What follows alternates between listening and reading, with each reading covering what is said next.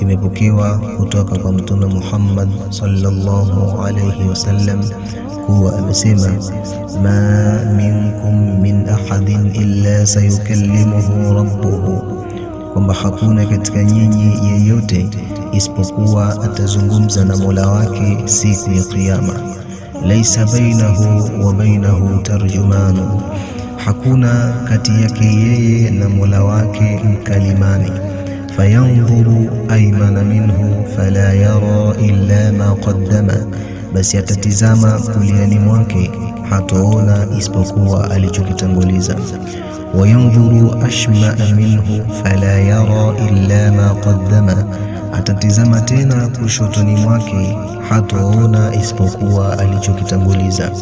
Wayanzuru baina yadayhi fala yara illa an-nar tilqa'a wajhihi, kisha atatizama mbele yake hataona isipokuwa moto ulio mbele yake au moto uliomwelekea.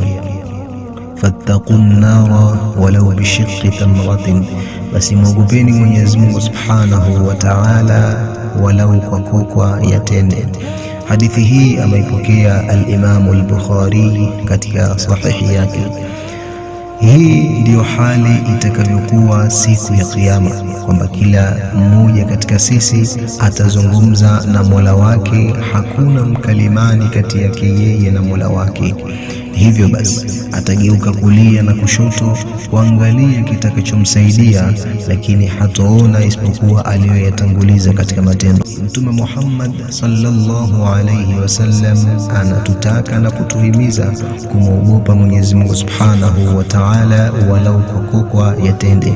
Maana yake kwa kutoa sadaka hata kama ni ndogo kiasi gani, uwe itoe, kwa sababu itakusaidia siku ambayo hapatokuwa na amali yoyote ya kuchuma, siku ambayo hapatokuwa na sehemu yoyote ya kufanya amal ili kuingizia thawabu kwa Mwenyezi Mungu Subhanahu wa Ta'ala, kwa sababu siku ile ni siku ya malipo, ni siku ya kufanyiwa hesabu, ni siku ya kulipwa kwa kile ulichokuwa ukifanya duniani. Hivyo mwogope Mwenyezi Mungu Subhanahu wa Ta'ala na jitahidi kufanya mema. Usidharau katika mema kitu chochote, hata kama jema ni dogo kiasi gani, ulifanye, kwa sababu kwa Mwenyezi Mungu Subhanahu wa Ta'ala hakuna jema dogo na wala hakuna dhambi dogo, isipokuwa yote yanahifadhiwa. Kama ni jema linahifadhiwa, na kama ni baya litahifadhiwa, na siku ya Kiyama upate malipo yake ya kile ulichokifanya.